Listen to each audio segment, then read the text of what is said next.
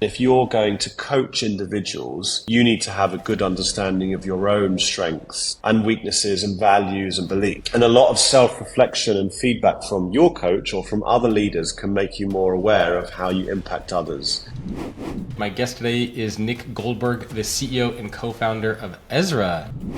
What do you think some of the skills are that they need to possess to be an effective coach? Resilience is key to be a good leader and to really support your team and coach them. That is a skill and an ability that we as leaders have to have. A coach could help a leader with, and it's something that a leader can help another leader with. Self-awareness is another skill or a trait that leaders need to have in order to be successful. This episode of Great Leadership is brought to you by EZRAx, executive coaching designed for the digital age. As an HR leader, you're always looking for ways to stay ahead of the curve. That's why leading virtual coaching and learning provider Ezra is taking your leaders' capabilities to the next level with EZRAx, the executive coaching platform backed by behavioral science. Help your executives become the leader that your teams, your organization, and your industry need them to be. Powered exclusively by accredited coaches with over 20 years of senior management experience, EZRAx delivers measurable, high-impact executive coaching in real time, giving your leaders the gold standard support they need anywhere at any time. See what EZRAx can do for your organization at helloezra.com. That's hello, EZRA.com. Expect more from executive coaching. Expect great with EZRAx.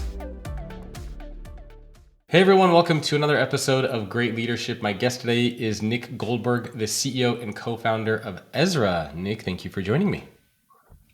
Lovely to be here, Jacob. Great to be on with you. For people not familiar with Ezra, can you give us a little bit of background information about the company? What do you guys do? How many employees do you guys have? Sure. So we are one of the largest digital coaching companies in the world. We have 350 employees or full-time employees. And we also work with about 2,000 coaches across the world. Wow. Our mission is we passionately believe that people are more effective when they have a coach.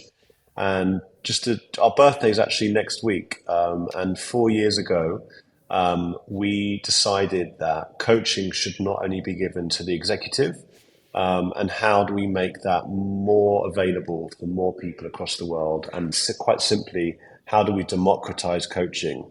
And over the last 4 years, we've been on a bit of a journey, which we might talk about. We're incredibly proud of what we do.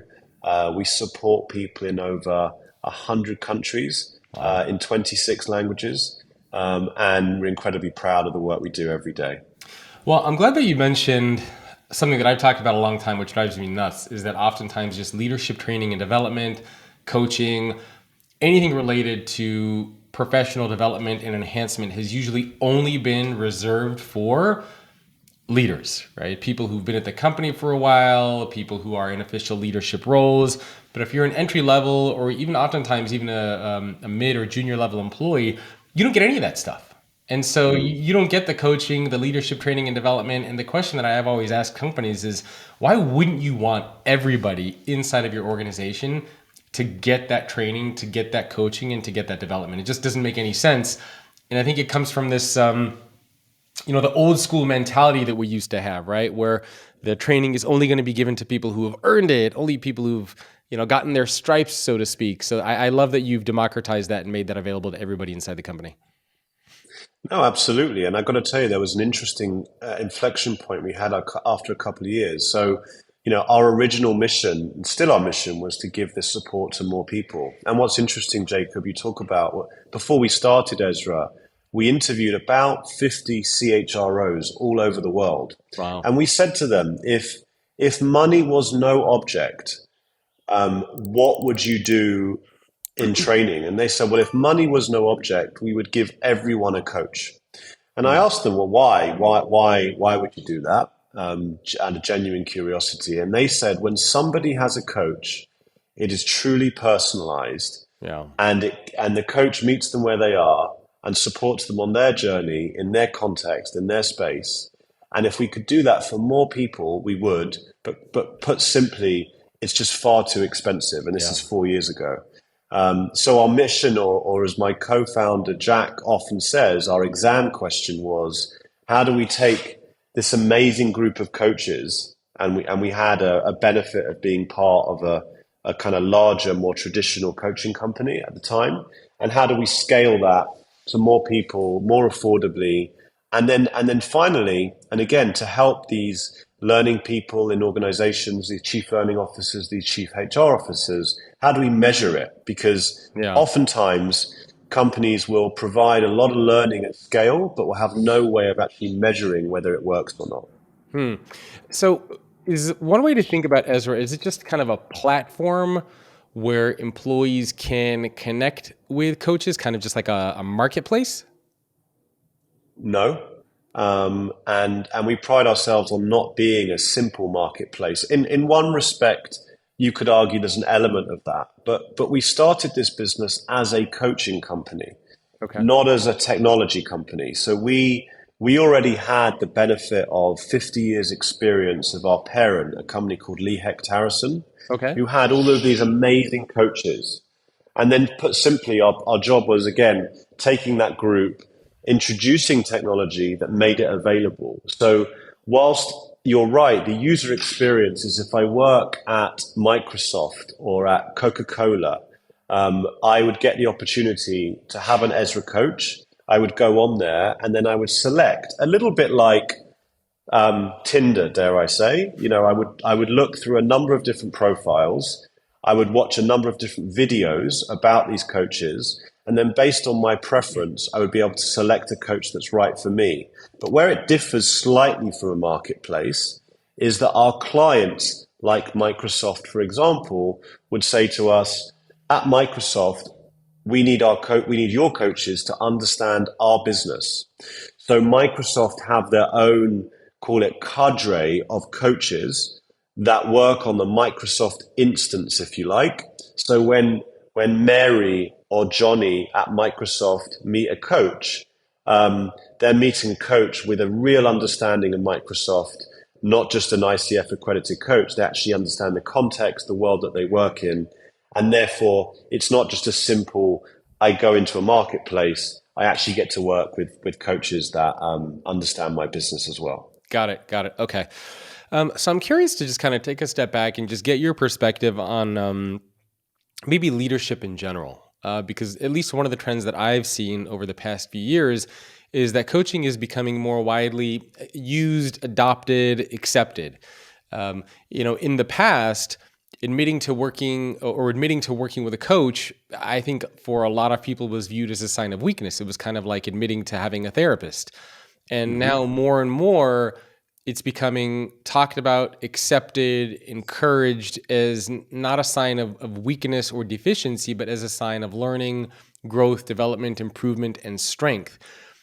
What do you credit, or first, do you agree? And do you credit anything with making that shift where coaching is now viewed as this really positive thing inside of organizations?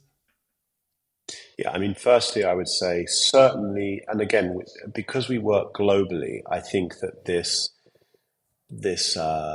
idea that coaching, which was previously remedial, is now positive, is certainly true in America. So Yeah. in America, where probably most of your listeners are, I'm imagining, there is definitely a shift in mindset that giving somebody a coach is a sign of strength, is a sign that they're doing well, and is a sign that you really do care about them and you want them to be more effective.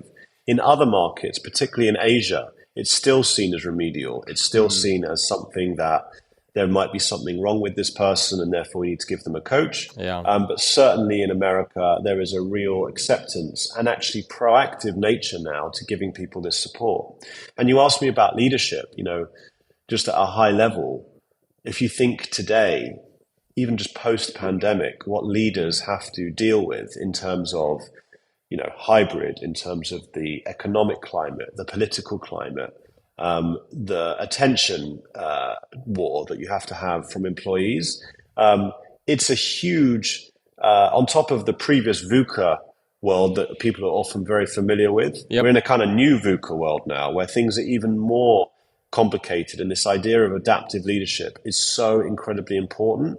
And therefore, some of the old school ways of developing people through kind of standardized workshops no longer hits the mark. You know, everyone is different. Your needs, Jacob, as a leader running your own business, are very different to your neighbor's needs. Yeah. And there's no one size fits all. And that's where personalized learning comes in. And your choices for personalized learning are either your own kind of learning, digital e-learning pathway, or having a coach. And I think that is why coaching has become also far more prominent, because it's far more relevant to what the needs of the leaders are today. It is. And, you know, the term coach has been around for a while. And I think a lot of people, you know, when they think of a coach, they think of, you know, a sports coach, you know, athletes, basketball, hockey, you know, whatever sport you can think of. But in the context of business, what defines a good coach? So, for example, people who are listening or watching this, they're thinking of working with a coach. What does a coach actually do? And what should you be looking for when you're reaching out to a coach? Great question.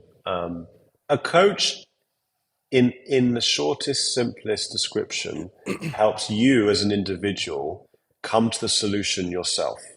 So when we have a problem, the solution to that challenge that we have often lies deep within us.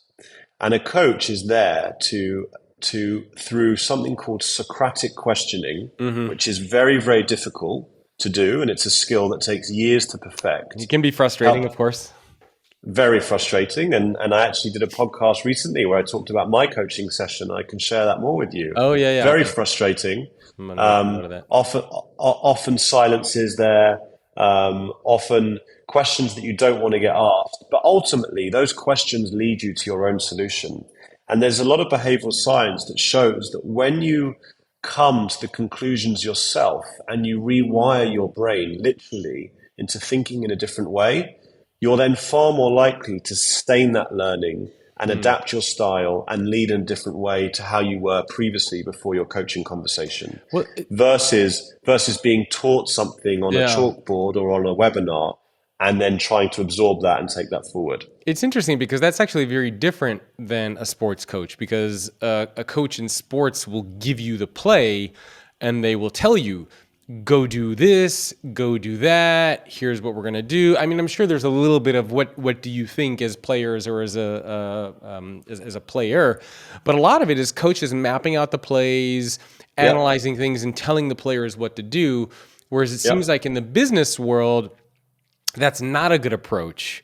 And so simply just telling, people that you're coaching, hey, do this, ask that, this is the decision that you should make. It seems like that's probably going to cause more harm than good.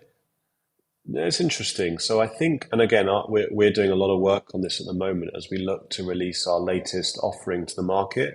But there's this difference between directive coaching and kind of more questioning type style of coaching. Yeah. And what you're describing and what I'm describing is coaching certainly at the management and leadership level, where you've got enough experience to call on to come to the conclusions yourself.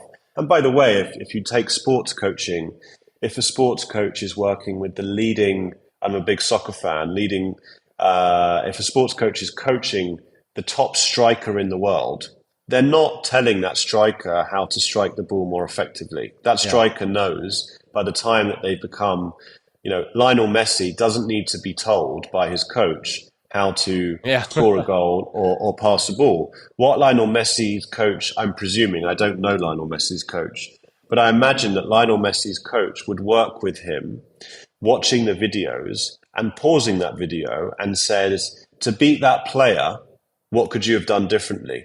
So I actually think at a more senior level in sport, coaching does appear. When we think of coaching, like if I have a golf coach as a beginner, when I know nothing about golf, I need to be told how to improve my swing.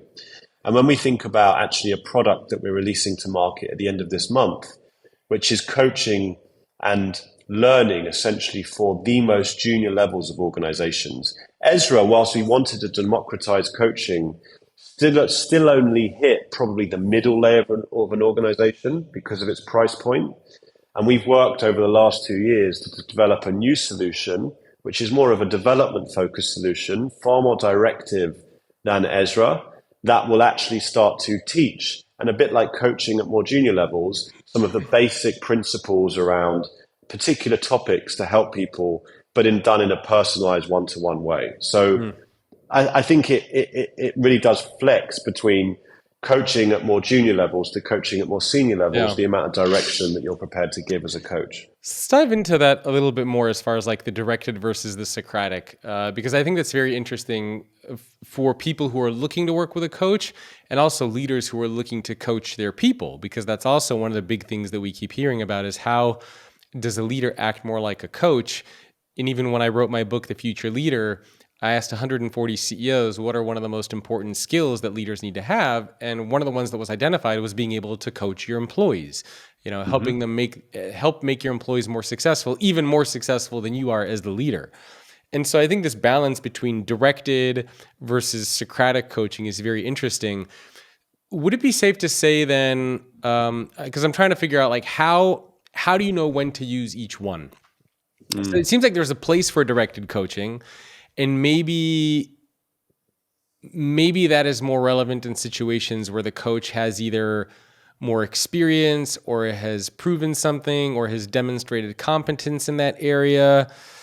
Let's say, for example, if I'm a coach and I'm trying to guide a leader, how to lead through crisis. If I, as a coach, have gone through that process several times, maybe that might be a place where I can then provide more directed coaching to another leader and say, you know what, this is what you should do because I've done this several times. I've led through several crises, and here's what worked. Whereas the Socratic maybe is more of a better fit for, I don't know, maybe where the coach doesn't have that much experience. I don't know. How would you direct that balance between the two? By the way, I would also slightly flip that round and think about the coachee who's been through crisis. So if the coachee has led through crisis 5 times and done it incredibly successfully, but is so whipped up in the day-to-day of what's going on right now, they've forgotten about what they did 2 years ago or what they did 10 years ago. A coach's job in that situation, in my view, is to use the Socratic technique to understand, what do you think will work most effectively? How will you lead this crisis? When you did this before, what worked? What didn't work? What lessons did you learn? Where might you go with this change to be more effective? All the sorts of questions that, again, you've probably got the answers to, but coachee has led through a crisis versus a frontline leader who's managing for the first time. There's just been a riff within the organization. They've got to deal with that for the very first time. When a coach just asks them questions about how do you think people are going to feel, which is often a question a coach will ask, it's quite difficult for that frontline manager to know how people are going to feel if they've never done that before. And therefore, that's where, and again, when we launch this new offering, that's where something like Focus, which is the name of the new product, is finding coaches, to your example, who have led through change. So you have to have coaches in that scenario, and clients will be able to choose coaches with particular expertise to help people through very specific scenarios and give some guidance, but then still coach them. So now you've read this thing that I sent you, or now you've completed this micro learning that we've exchanged. How are you going to use that with your team? Horrible question, because no one wants to answer these very difficult questions. But by answering those difficult questions, they then learned something from a nudge or a micro learning, and now they're going to learn how to put that into place based on the coaching that they've received from their coach. So I do think it's about knowing, as a learning leader, where to use the most effective type of development.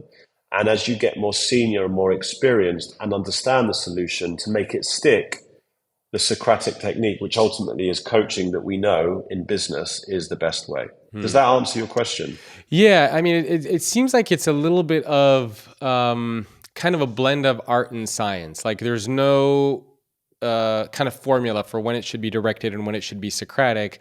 I think that it sounds like it's up to an experienced coach to be able to tell the difference of when to use both. But I was trying to think if Yeah, there's like guardrails that you could put to yeah. nudge people. For example, if I'm a leader and I'm coaching some of my employees and I'm trying to figure out, should I use the Socratic method with them and ask them questions to kind of get them to realize what the answer should be? Or when is it okay for me as a leader to step in and tell my employee what the answer should be, if Hmm. ever? And I don't know if Hmm. there's like a defined way to do that. Yeah, I think that again, not to overgeneralize because every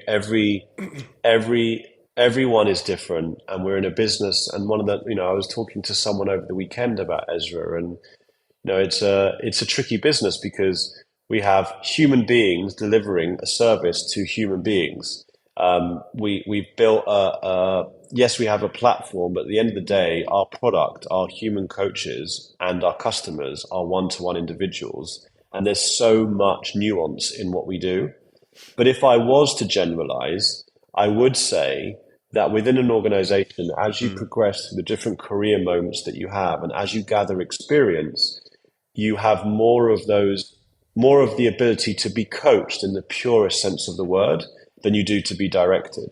Mm. So, I would say a frontline manager needs to give some direction to individuals, probably more so than I do as the CEO of Ezra to my leadership team. My leadership team should know the answers to the challenges they're Yeah. facing, and as a CEO, it's to coach those answers out of them far more than it is to direct them to the solution. And we're not talking about coaching as externally here. We're talking about how Yeah. does, as a leader, you coach people. I started out with a very basic question when I wrote this book. Is vulnerability for leaders the same as it is for everybody else? And it turns out the answer to that is no.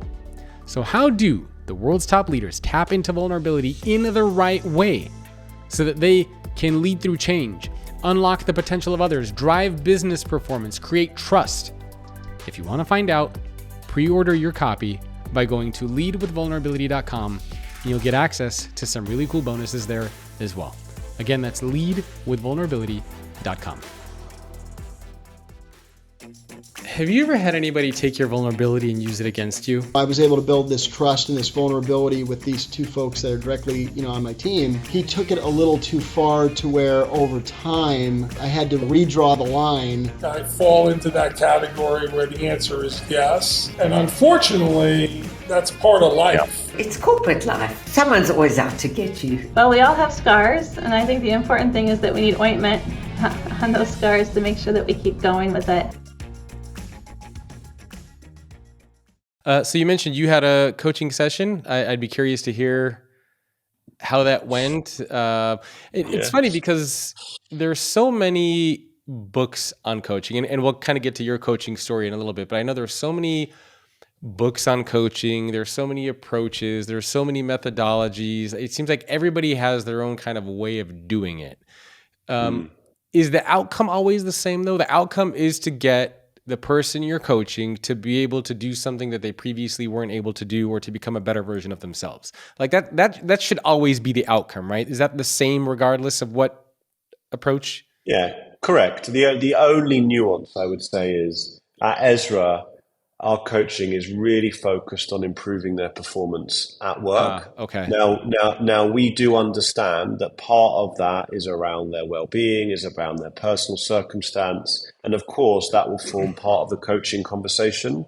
But when we work with our clients, they are providing this service to their employees to improve their ability and competency in their job and become more effective. So our results are measured by our clients on how engaged people are, but then more so on harder metrics like how did their teams improve, how did their business performance improve, how did productivity improve. So we do have a focus on that versus kind of a more generic life or well-being coach. Okay. We are focused on improving performance for our coachees and in turn our clients. Okay. So let's talk about some of your sessions so people can understand Obviously, if you've worked with a coach, people will have a good sense of what that looks like. But I suspect probably a lot of people watching and listening to this have not had experience working with a coach and are probably trying to figure out, what is that experience like? Is it like going to a therapist where you walk in and you sit down and, the coach says, well, tell me what's bothering you today. And you get into your childhood and, so-and-so got promoted and I didn't. And you just, talk therapy. Like how does that work? And maybe you could share your session. Yeah, great question. Great question. I'm happy to. So firstly, I have a session every other week, something that we recommend, and it really does help. Sometimes they're 15 minutes, sometimes they're an hour. So we don't have to fill the space, and my coach and our coaches understand that. So how do they work, or what do I use them for? So I use them for a number of different things. The most common place I go is as a senior leader, and quite frankly, as any leader in an organization in today's world. There are a multitude of things we're dealing with at any one time. And my coaching sessions are used to help me focus and prioritize on the things that are going to matter the most over the next 2 weeks, that are going to have most impact on the business. So a lot of the time in our coaching session, I am not like in therapy, but I am downloading the challenges I have at work right now to try and help me reframe those challenges into what is going to serve the greatest purpose over the next 2 or 3 weeks, and where should I focus my attention. So the coach will, through the challenges I present, essentially encourage me in a clever way to force rank those challenges and think through the impact of where I should focus my time through a series of fantastic questions, and again, some tricky questions. Once we then get into the most important priority, I will have certain limiting beliefs that will stop me from making certain decisions. And a limiting belief for those listeners out there are things that you believe, again, based on probably things that have happened to you over your career and your life that aren't necessarily reality, but that you think might happen again. And my coach will work with me to help me think through actually the reality versus my own limiting belief or perception of what might happen based on the decisions I make, again, through a series of questions. And in those questions, some of those questions are the questions that you don't ask yourself because you should ask yourself those questions. But for whatever reason, you're uncomfortable with doing that. Your coach, a really good coach, will ask you the questions you don't really want to ask yourself. And during our sessions, my coach will ask me a question, and I will often just pause, not know the answer, wait for him to fill the space, which he doesn't do. And then within about sometimes 20 seconds, which is a very long time of silence, I will then answer the question. And in answering the question will have probably helped dramatically from where I was. And then the coach, actually, another big part of what my coach Gary does with me at the end of every session, he'll ask me, what did you learn today about you and about how you're going to do things differently over the next couple of weeks? And then how are you going to do those things? And then because we meet so regularly, a bit like a personal trainer. Yeah. If I have a training session and then I go to McDonald's every day and go back, my coach, I'm actually probably going to feel bad doing that in front of my coach. I've got an accountability to my coach. And a bit like this, over the next 2 weeks, part of, not all of, but part of my accountability is now to the one-to-one expert that's been helping me. And when I walk back into that session in 2 weeks, I want to make damn sure that I tried some of the things that we talked about. So we know through our research that without accountability, we fail. Yeah, and there's so much research on that.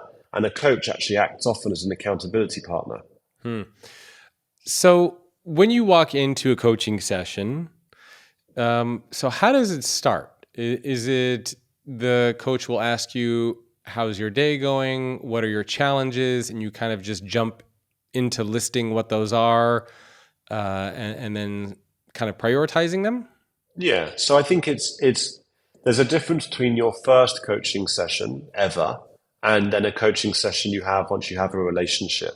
So in the first coaching session, it is about building rapport and building trust, because the quicker you can trust your coach, the more vulnerable you're going to be. And the more vulnerable you're going to be, the more value you're going to get. So that first session is all about the coach, again, being experts at being able to get people to build trust, build rapport with the individual.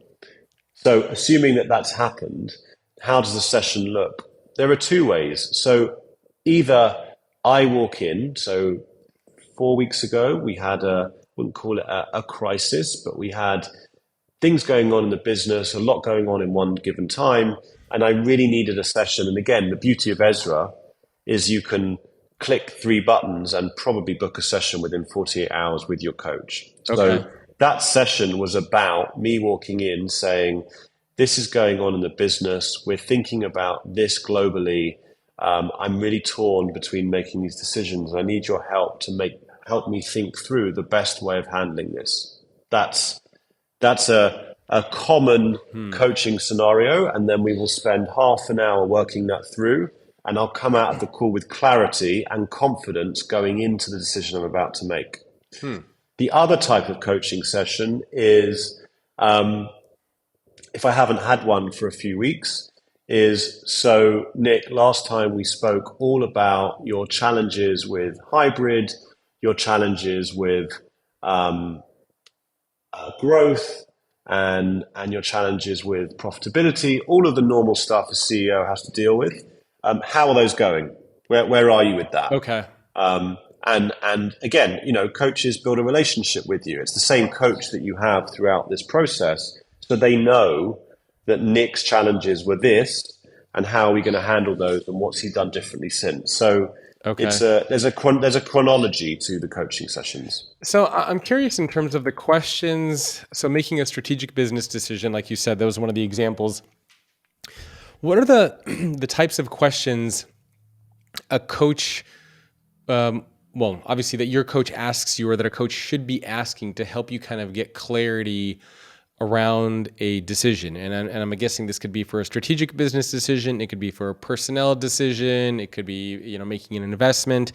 What are the types of questions your coach asks you that then helps you get clarity and know that you're moving in that right direction that you couldn't, for example, ask yourself?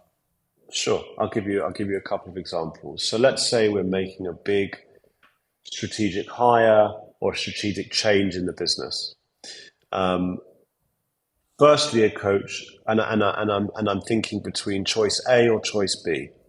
A coach will often ask, and often we as individuals and humans are inherently negative, certainly us in the UK, about things, and will often say, what's the worst case scenario? Very, very common phrase, what's the worst case scenario? A coach will ask, what's the best case scenario? Will often say to me, well, what's the best case scenario? How could you what might happen if you make this decision? Okay. And then let's assume we've done that. Some of my thinking will often be, what's the perception? I might say, Gary, one of my concerns I have is, I'm worried how the business is going to perceive this change. And Gary will say, well, how is the business going to perceive this change? And I might answer, and I have to think about it, because I've kind of, again, got this limiting belief that people might react badly or positively in different ways in different countries. And we'll go through that. And then he'll say, why do you think they're going to react that way? And then he might say, why do you think they won't act this way? And through these questions basically leads me to the belief that going with choice A is a lot more effective, because some of the things that I'm thinking are wrong with choice A might actually be absolutely fine.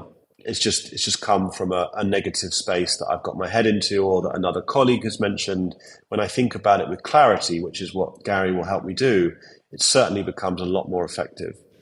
Yeah. So again, there's some of the questions that they would ask. Yeah, that's interesting. I like that approach, and it's very, it kind of leads you to your own conclusion, as you were talking about earlier.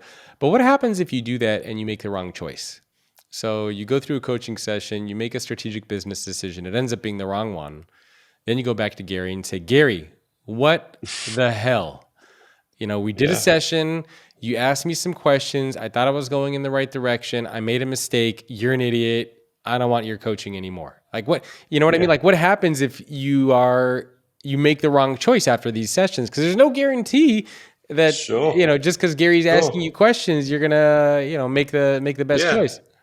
Yeah. And by the way, just a couple of the things, when you're making big decisions as a leader, it's not just your coach that helps you come to the right conclusion, data and let's just be clear, I don't make huge changes in this business purely based on a coaching session. I will often have data to help me make those decisions. And then Gary is helping me choose the right one. But it still goes wrong sometimes, right? It still goes wrong. And again, I think that, as a leader, you lead with integrity, you lead with values. And so long as you are following your own values and doing things with the best intention I would say I am courageous in what I do. You're prepared to make mistakes. You learn from those mistakes. And Gary, quite frankly, and I would never do this, I wouldn't say, oh, Gary, you're an idiot, and I don't assume you said I would do that. Why did you make me do this? But Gary and I would go through it and we would say, well, what didn't go well? Why didn't it go well? How do we address that? How do we now focus on the solution? And often, by the way, in any decision you make, there are elements that go well. So let's focus sometimes on those as well and learn from what we did so that we can do that more effectively next time. So the coaching session then becomes about, how I did it, how I communicated it, what I did, how I ran that team meeting, how I did that presentation. What could we do differently next time? Why didn't you get the response that you wanted? What was the fear? Why do you think it went wrong? Like, that's another question. You say it's gone wrong. It's been a disaster. Why is it a disaster? Is it a disaster because 5 people don't like you? Or is it a disaster because the business isn't performing? Because again, some of those perceptions aren't quite reality. So it becomes a coaching session about what happened. A bit like a sports coach, Why didn't you win the game? Exactly. And you don't win every game. But so long as the coach in the post-match talk or in the post-match analysis helps you think through why you did it, then that's often a great way through it. Is everyone coachable though? Because I'm trying to think of people, for example. Dad, if you're listening or watching this, I love you, but I would not consider my dad to necessarily be a coachable person, right? I mean, immigrant from the former USSR, works in aerospace in his early 70s, just different mentality of thinking about sharing and vulnerability and talking and coaching. Similarly, and not just because it's my dad, but lots of people could be like that, right? Where they don't feel comfortable sharing. They don't want to open up, whether it's cultural, whether it's behavioral, whether it's learned. But I can imagine lots of scenarios where somebody goes to talk with a coach and the coach says, well, tell me some of the things that you're struggling with or what you're challenged with. And the employee might just say, I'm great. I'm in here because my leader forced me to. I got nothing to say. It's kind of like going to a therapy session when you don't want to be in therapy, right? Your friend or your spouse told you to go to therapy and you're like, what the hell am I doing here? So is coaching actually relevant for everybody? Are there situations in which whether you as a leader cannot coach your people or whether an employee just cannot be coached by anybody? And what do you do in those situations? Yeah. I mean, I think everybody is coachable to a degree. Yeah. I don't know your dad, right? But if a coach was working with your dad, a really good coach it would take a lot of sessions, let me tell you. Sure, but they have a credible amount of emotional intelligence, and they might say to him, not where he's struggling. They might say to him, what did you do last week? Why was that successful? What was it about it that made it successful?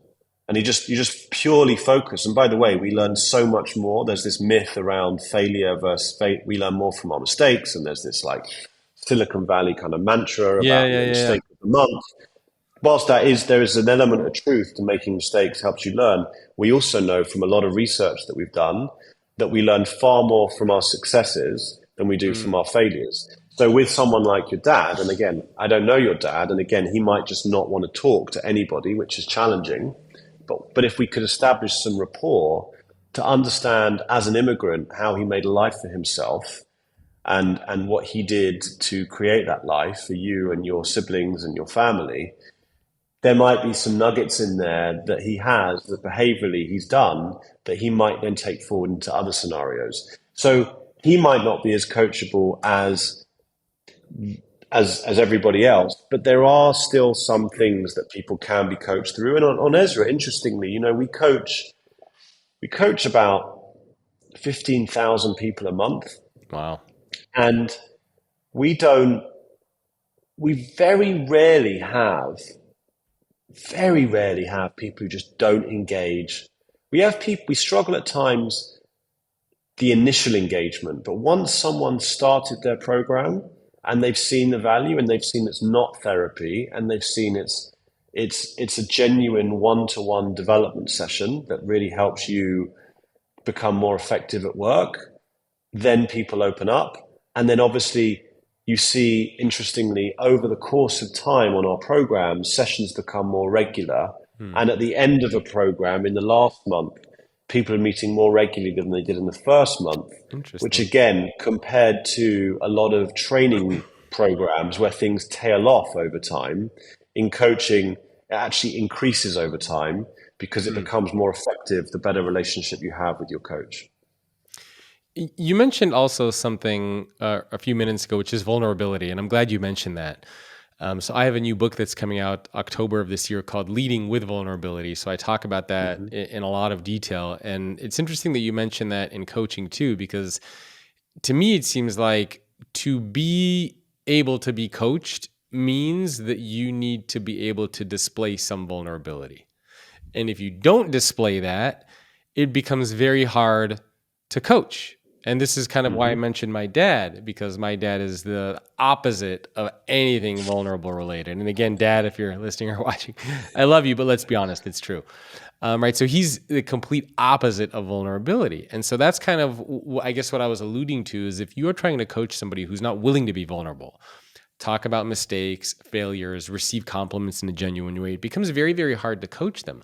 So what's the role that vulnerability plays I guess on both sides there, on the realm of the coach, like does the coach need to be vulnerable, and also the coachee? So what's the vulnerability relationship for both those parties there, if there is any? Yeah, I think that, you know, again, it's a skill. And again, it takes 2 years generally of training to become a qualified coach. It's why, you know, we at Ezra, we do worry sometimes about, you know, anyone calls themselves a coach. Yeah. There is an incredible organization called the ICF, the International Coaching Federation. Okay. It takes about 2 years to become qualified by their standards. All of the coaches on Ezra are qualified by their standards.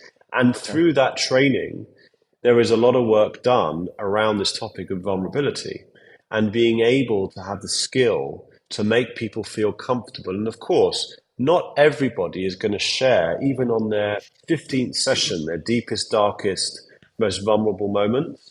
But through that process and through, again, showing some vulnerability as a coach, which is part of the training, you will be able to, you know, I suppose the question is more, could really good coaching get people to be vulnerable? And I believe it does. And we see that in the work. And again, I'm sure in your book, and I'm excited to read it in October, you know, it will share that by being vulnerable, you're far more likely to learn more effectively. Yeah. You're far more likely to develop, to hold up a mirror to yourself, to see where your challenges may lie, to start addressing those challenges as you go through, that, by the way, will present more challenges in the future.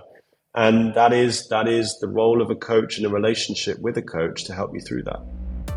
Leading virtual coaching and learning provider Ezra is taking your leadership to the next level with EZRAx, a virtual coaching platform delivering high-impact executive coaching in real time on their time.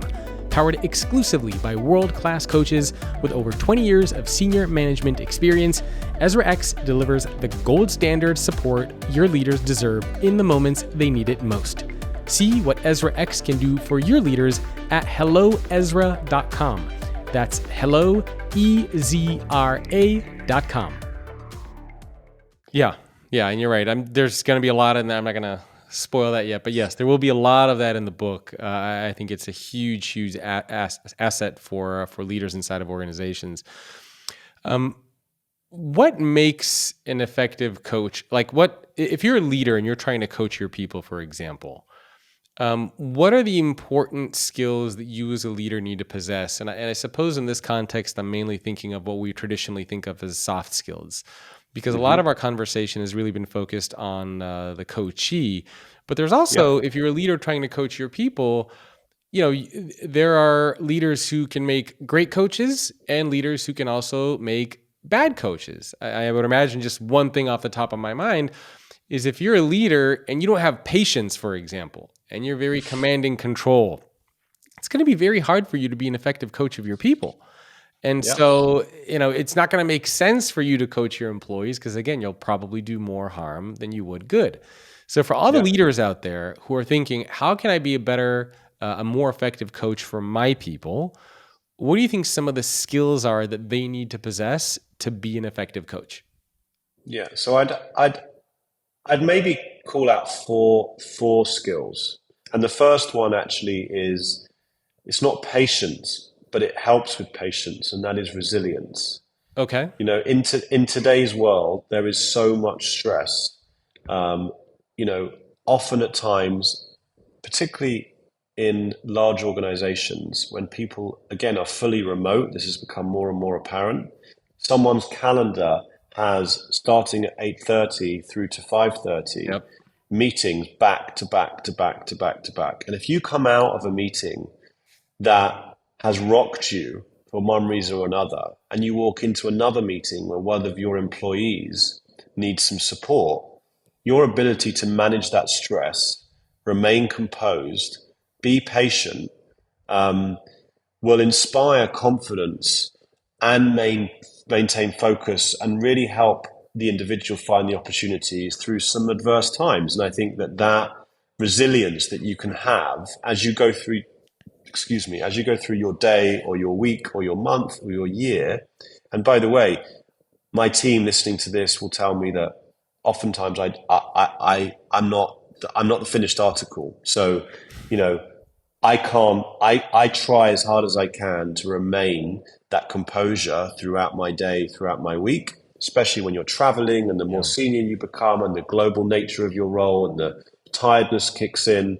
Resilience is key to be a good leader and to really support your team and coach them. Would you? So really quick before you jump to the next one. So is resiliency kind of the way to summarize that? Is it just bouncing back from a tough day, whether it's having a tough conversation or just having a packed day filled with meetings? It seems like it's the ability to show up for your people regardless of the circumstances. It seems like a rough way to think about resiliency. Yeah, another word I use with my teams, and I actually give advice to other line managers, is regulate. The more senior you become, often the more of a roller coaster you go on through your weeks and your days. You've got incredible highs and incredible lows. And if you can find a way to regulate whilst not also becoming sterile and unemotive and not celebrating your wins, but just see things from a much longer term view, then you become more patient, then you become more resilient. And I think that is a skill and an ability that we as leaders have to have, but becomes much more difficult the busier we're becoming. And therefore it's something that, a coach could help a leader with, and it's something that a leader can help another leader with. And leading on to, I talked about me for a moment there, but self-awareness is another skill or a trait that leaders need to have in order to be successful. And if you're going to coach individuals, you need to have a good understanding of your own strengths and weaknesses and values and beliefs. And a lot of self-reflection and feedback from your coach or from other leaders can make you more aware of how you impact others. And I think that is really, really important when you're thinking about how you can help others. You need to know where your strengths lie. And there are so many tools, free ones on the internet, ones that your organization provides, that might also psychometric tools help you understand your own personality. Yeah. And where you'll sit in the debrief and you'll say, oh yeah, now you said that, it makes me think about that, or I've realized that about myself. Or I'd also encourage every leader out there to be brave enough, even if it's informal, to do a 360 where you'll get feedback from your peers, your boss, your direct reports. Because again, having good awareness of yourself will really help. One very quick point on that, and again, my team will probably laugh because they'll tell me I still do this, but I try and do it less than I ever did before. But I once had a 360 and I was basically told that when I'm not interested in a topic, you can see it all over my face. So if you're in a meeting and we're talking about something that's just got boring, as a leader, you need to figure out methods and coping mechanisms to maintain the momentum, the enthusiasm in the room. And I at times would zone out or play with my phone or do something and distract myself. And again, hearing that and knowing that about myself, which is probably true, it's not probably true, it is true. When I'm now sat in a meeting and things get, boring's the wrong word, things are less relevant to my own agenda or to the business's agenda, I will either figure out how to stay involved or I'll actually just leave the room in a nice way. Because, and again, that's self-awareness, that's knowing yourself. Yeah. So self-awareness and emotional regulation seems like those two kind of go together. And it seems like understanding your strengths, your weaknesses, but also how other people perceive you, I think is a great way to kind of think of self-awareness and emotional regulation too. Well, I guess emotional regulation is more controlling your emotions. So for example, if you're having a bad day, you're not going to like flip over tables and throw chairs at people. Similarly, if you're having a great day, you're not just going to go off the rails and like splurge and do like a $80,000 party. Like you can maintain a stable balance of emotion. I mean, recognizing when you're unhappy and when you are happy, but not having these like ridiculously wild swings going up and down. Yeah. I mean, I would still say I would class, resilience, the ability to manage stress and remain composed, self-awareness. And then the third one I'd actually put down as emotional intelligence, which is kind of what you've been talking about. But, understanding that Rachel is a very different human to Bob, and how you empathize with them and how you connect with them on their level is critical to leadership, because not everybody reacts to you in the same way, and you need to have incredible empathy as a leader and truly understand their perspective and their personal situation at times. And we all have our personal lives and our work lives are far more intertwined now, but having that empathy to engage with leaders, show that emotional intelligence, really builds strong relationships. It helps resolve conflicts, and ultimately will motivate people far more effectively. Yeah. Okay. So we talked about, I don't think we covered all four yet, but the first one, we talked about resilience. Yeah. The second was, I guess, self-awareness. Yep. And emotional regulation. You'd bucket those two together? Yeah, I would say self-awareness and then emotional intelligence. Self-awareness is knowing yourself. Emotional intelligence is knowing how other people feel. Okay. And what would be the fourth attribute that you think would make a great coach for a leader? Yeah, I've talked about this more and more and more, but the ability to be agile and adaptability, I would call it. So, businesses have become far more dynamic. They're far more uncertain. It's far more complicated.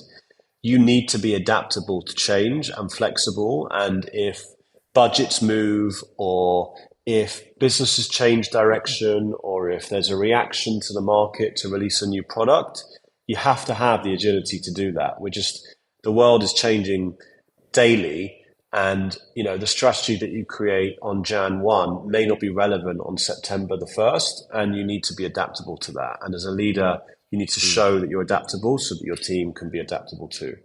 Okay. So I suppose being adaptable is really going back to, I guess, being flexible in your thinking, being able to think of different scenarios and opportunities and possibilities at the same time. Because one of the stereotypes of leaders, right, is that they usually pick a path, they make a decision, and they're a full speed ahead with that decision, regardless of what the consequences are going to be. And if things are getting in the way, they just assume that they can kind of plow through it. And as we know, that's not always a good thing to do. And I think a lot of people would use Mark Zuckerberg as an example with Meta, where, dumping billions and billions of dollars into something, and people are saying, hey, you should probably stop doing that. And he's like, nope, it's my vision. We're going to do it. And, the hell with everything else. And of course, it will remain to be seen what the outcome of that is going to be. But I think that's an example of somebody who just has that one path, and that's it. Like, they will get to that path regardless of what needs to happen. And not always the best approach. Yeah, agreed. All right. Agreed. So we just have like 2 or 3 minutes to wrap up. So maybe we could end on any piece of advice that you have for leaders out there who are looking to be better coaches. We talked about the 4 attributes that leaders need to embrace, but is there any other advice that you have for them? Maybe something we didn't touch on that leaders should be thinking about when it comes to coaching? Yeah, I would always give this advice to leaders, and coaching plays a big part in it. But and I say it, and it's become a cliche, but your company's culture, your team's culture, your department's culture is the single biggest correlation to the success that you're going to have within your business. If your people feel listened to, if they feel that you're self-aware, if they feel that you've empathized with their situation, if they feel like you're confident in the strategy and you're adaptable to what's going on, then you will create a culture in that team where they are courageous, they are confident, they are proud, they are excited to come to work every day, they are talking about work with their friends. And then when it comes to things like making your product come to life, or making your marketing plan come to life, or making your sales meeting that you go into more effective, having that confidence in your own company's culture, which comes from your leader, will change the way that you turn up every day, that you sit in front of a customer in, that you lead with your teams in. And I suppose the overarching point is culture comes first and results come second. Because results, and it is a self-fulfilling prophecy, because then you get better results and then your culture improves. But you've got to have the guts at the beginning, wherever you are in your journey. If it's broken, fix your culture. If your results are broken, it's somewhere sitting in your culture. Yeah. And that's something that you have to fix first and foremost if you want a sustainable change in your business. And I think that would be, so what I'm saying is, this isn't just soft, fluffy stuff. This is real stuff. And if you're a leader who necessarily isn't a huge believer in this, most people do buy into good leadership that listens, that follows those 4 traits that I shared. Never underestimate it, because that's what makes successful companies. I love it. Nick, where can people go to learn more about you, Ezra, anything that you want to mention for people to check out? Yeah, absolutely. So please follow me on LinkedIn, Nick Goldberg. If you want to learn more about Ezra, our website will guide you in the right direction. It's helloezra.com, HELLO, Ezra.com. We would be delighted to hear more and support your organization in how you're looking to grow and develop your leaders across the world. Very cool. Nick, again, thank you so much for taking time out of your day. I really appreciate it. And thanks everyone for tuning in. My guest again, Nick Goldberg, the CEO and co-founder of Ezra, and I will see all of you next week. I hope you enjoyed my conversation with Nick Goldberg. If you want to start your day with the world's best leaders, which is what thousands of people are doing today, then join us at greatleadership.substack.com. That's greatleadership.substack.com. It is a community newsletter that I recently started where every day I share insights, strategies, advice, research to help make you a better leader. There is a free version and there is a premium version. If you become a paid subscriber, there are a couple things that you're going to get which you won't get if you are a free subscriber. The first of those things is something called the 5-Minute Leader, where every week I will share a leadership hack or strategy that a CEO shared with me that I will in turn share with you. It's a 3 to 5 minute video that you're going to get once a week. The second thing you will get is something called the Leader's Toolkit. These are 15-minute deep dives with guests that I have where we talk about something specific related to leadership that you can implement in your leadership and your professional development journey. And the third thing you will get is a weekly article that I personally write, which will talk about a trend. It will share a discovery, a piece of research, insight. It's a deep dive article that I spend several hours writing that, again, you can apply in your leadership and your professional development journey. All of these things are designed to help make you a better leader. It's not expensive at all. It is $9.99 a month or $108 for the entire year, less than the cost of 2 lattes a month. It'll be the best money you ever spend on your professional and your leadership development. So I hope to see you over there. It's greatleadership.substack.com. I'll see you next week.